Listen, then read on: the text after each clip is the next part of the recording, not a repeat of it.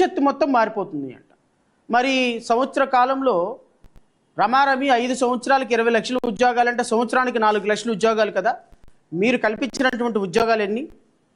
రాష్ట్రంలో మీరు కల్పించినటువంటి ఉద్యోగాలు ఎన్ని? ప్రైవేట్ సెక్టార్ల ఉద్యోగాలు ఎన్ని? గవర్నమెంట్ సెక్టార్ల ఉద్యోగాలు ఎన్ని? 16,000 డిఎస్సి పోస్టులు తీస్తే దానికి సంవత్సరం తర్వాత ఈరోజు ఎగ్జామ్ జరుగుతుంది.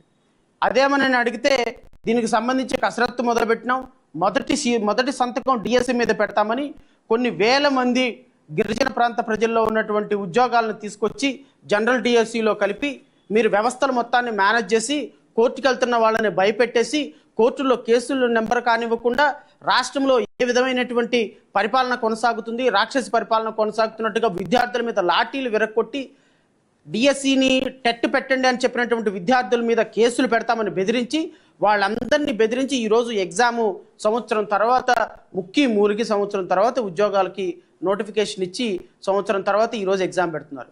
ఈ నోటిఫికేషన్ ఎప్పుడు పూర్తవుతుందో తెలియదు. రేపు కోర్టులో ఓపెన్ అయిన తర్వాత ఇంచుమించు 200 కేసులు వెయిటింగ్లో ఉన్నాయి డిఎస్సి మీద.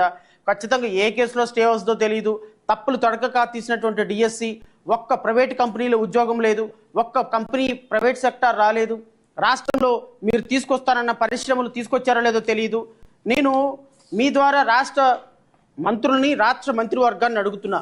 జయభీమరావు భారత్ పార్టీ నుంచి చాలా సూటిగా స్పష్టంగా ప్రశ్నిస్తున్నాం. మీరు నిజంగానే యువతకి అసెంబ్లీలో చెప్పినట్టుగా, మంత్రి నారా లోకేష్ అసెంబ్లీలో చెప్పినట్టుగా 20 లక్షల ఉద్యోగాలు కల్పన 5 సంవత్సరాల తర్వాత 5 సంవత్సరాల రమారమి ప్రపోర్షనేట్గా చూసుకుంటే సంవత్సరానికి 4 లక్షల ఉద్యోగాలు, 4 లక్షల ఉద్యోగాల కల్పన జరిగింది అని మీరు గవర్నర్ చేత అబద్ధం చెప్పించారు. ఈ రాష్ట్ర అసెంబ్లీలో గవర్నర్ చేత మీరు అబద్ధం చెప్పించారు. 4 లక్షల ఉద్యోగాలు. అదే 4 లక్షల ఉద్యోగాలు ఎన్ని సెక్టార్లో ఉద్యోగాలు ఇచ్చారు, ఏ సెక్టార్లో ఉద్యోగాలు ఇచ్చారని అడిగినప్పుడు ఎవరు? మా పార్టీ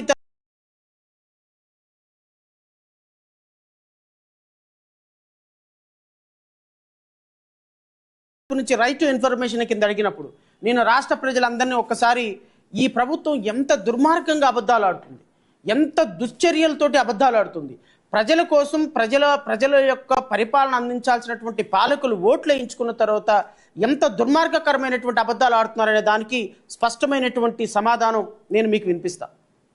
మేము జయభీమరావు భారత్ పార్టీ 24/4/2025 అంటే ఏప్రిల్ నెల వరకు కూడా ఈ రాష్ట్రంలో how many private jobs have been provided to the unemployed in the Andhra Pradesh from 11/6/2024 to 25/2/2025 అంటే మార్చి నెల వరకు కూడా మీరు గత నెల 11వ తారీఖు జూన్ నుంచి మొన్న మార్చి వరకు కూడా ఎన్ని ఉద్యోగాల కల్పన ఆంధ్రప్రదేశ్ రాష్ట్రంలో ప్రైవేట్ కంపెనీల్లో జరిగింది అంటే ఆంధ్రప్రదేశ్ రాష్ట్ర ఫైనాన్స్ డిపార్ట్మెంట్ మేము వేసింది ప్రిన్సిపల్ సెక్రటరీ దగ్గర నుంచి ఇది public information officer, assistant secretary to government, general administration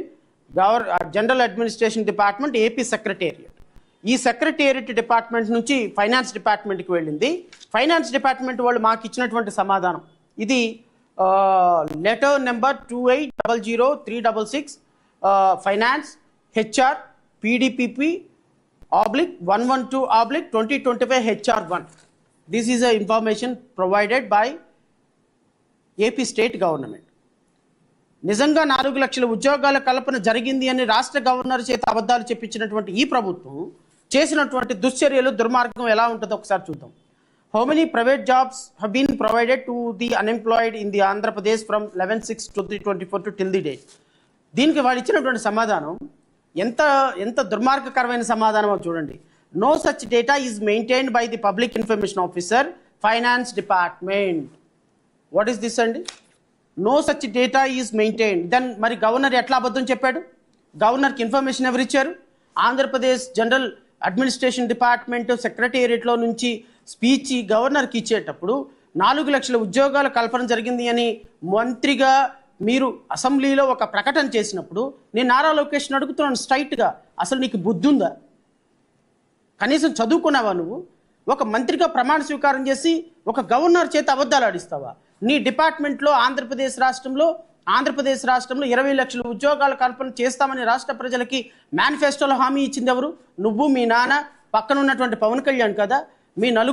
మీ ముగ్గురు కూడా ఈ రాష్ట్రంలో అబద్ధాలు చూపించి, అబద్ధపు హామీలు ఇచ్చి రాష్ట్ర ప్రజలు యువతను మోసం చేసి జాబ్ క్యాలెండర్ ఇస్తామని మోసం చేసి జనవరి నెలలో ఎందుకు జాబ్ క్యాలెండర్ ఇవ్వలేదయ్యా?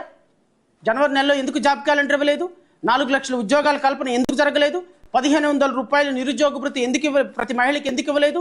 3000 రూపాయలు నిరుద్యోగ భృతి నిరుద్యోగులకు ఎందుకు ఇవ్వలేదు? అంటే నిరుద్యోగులు అంటే మీకు తమాషాలుగా కనపడుతుందా? నిరుద్యోగులు అంటే మీకు ఆషామాషిగా కనపడుతుందా? ఉద్యోగాలు లేని వాళ్ళంటే మీకు చులకనగా కనపడుతుందా? రాష్ట్రంలో మీరు మహిళలు మాకు ఓట్లేస్తే మీకు డబ్బులు వస్తాయో, లేకపోతే ఉచిత బస్సు వస్తుంది, సిలిండర్లు వస్తాయి అని చెప్పేసి ఈరోజు సిలిండర్లు ఎవరికి ఇవ్వకుండా, ఉచిత బస్సు ప్రయాణం కల్పించకుండా, వాళ్ళకి ఇవ్వాల్సిన తల్లికి వందన 15,000 రూపాయలు, నీకు 15,000 అని మినిస్టర్లు కూడా రోడ్ల మధ్య తిరిగే బఫూన్ లాగా మాట్లాడి రాష్ట్ర ప్రజలను మోసం చేసి ఈరోజు నిమ్మక నీరు ఎత్తినట్టు పైనెత్తి కూర్చొని ఎవరి గురించి 1 ఇయర్ కూడా మాట్లాడకుండా పిచ్చి నవ్వులు నవ్వుకుంటా, పిచ్చి డైలాగులు చెప్పుకుంటా, ఉప ముఖ్యమంత్రి అని చెప్తున్నటువంటి మీకు అసలు డాక్టర్ బిఆర్ అంబేద్కర్ గారు రాసిన రాజ్యాంగం మీద ప్రమాణం చేసి పరిపాలించే అర్హత ఉన్నదా అని జేబీఎంరావు భారత్ పార్టీ ప్రశ్నిస్తుంది. మీరు ఖచ్చితంగా రాష్ట్ర ప్రజలకు సమాధానం చెప్పి తీరాలి. మీరు డేటా మెయింటైన్ చేయకుండా, మీ దగ్గర ఇన్ఫర్మేషన్ లేకుండా ఏ విధంగా గవర్నర్ చేత ఈ రాష్ట్రంలో 4 లక్షల ఉద్యోగాలు